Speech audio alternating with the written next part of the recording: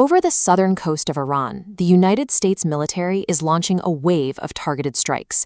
Missiles light up the night sky, tearing into coastal infrastructure and naval bases. Yet, at the exact same moment these munitions are making impact, American and Iranian diplomats are sitting comfortably across from one another in Doha. The United States is actively bombing a nation, while simultaneously negotiating terms of peace with its government. Washington isn't seeking a broader regional conflict. They are using kinetic military force as a direct tool to dictate those diplomatic terms. To understand why the U.S. escalated to airstrikes, look at the Strait of Hormuz. Iran is actively holding billions of dollars in global commercial shipping hostage.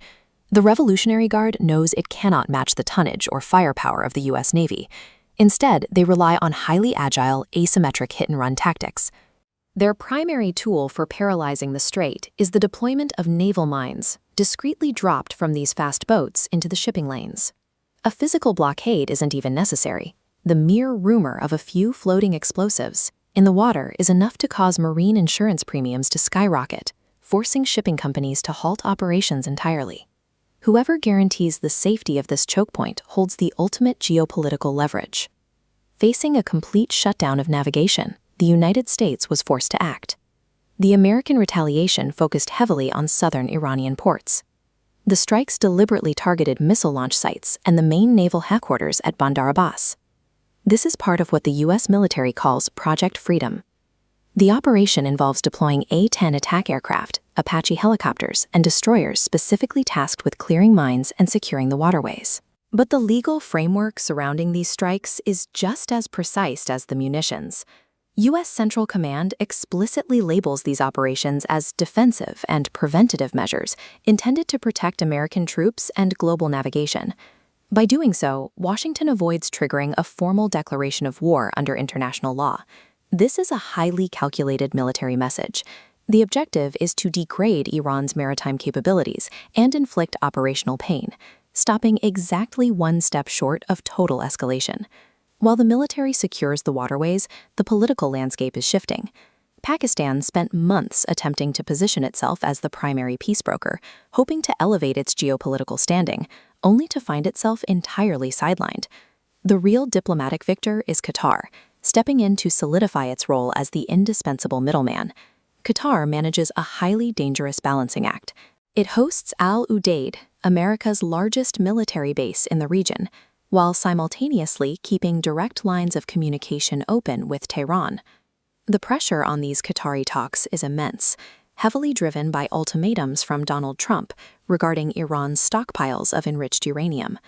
Trump has stated publicly that Iran must either hand the uranium over to the United States to be destroyed or allow a neutral third party to dismantle it. A secondary political pressure point is also in play. Regional leaders are pushing isolated nations, specifically Pakistan, to formally recognize Israel by joining the Abraham Accords. By combining explosive kinetic action in the Gulf with severe political demands from Washington, the U.S. strategy is designed to leave the Iranian negotiators in Doha with nowhere to maneuver. In this landscape, war and peace function as interconnected variables, adjusting in real time as the tactical situation develops.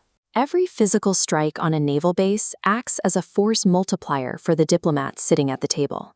As U.S. Senator Marco Rubio noted, diplomacy remains preferable, but the administration clearly views military action as a required tool to reach an agreement.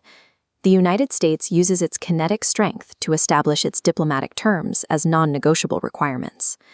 The immediate stakes are tied to global trade. Millions of barrels of oil and billions in commercial goods rely on safe passage through these waters. But executing this strategy requires incredible precision in a highly volatile theater. One miscalculation could turn an isolated strike into a regional conflagration. The fallout has marginalized traditional powers like Pakistan, leaving Qatar, with its U.S. military base and direct line to Tehran, as the only actor capable of facilitating these deals. We have entered a period where superpowers no longer put down their weapons to negotiate peace. They fire them to force it.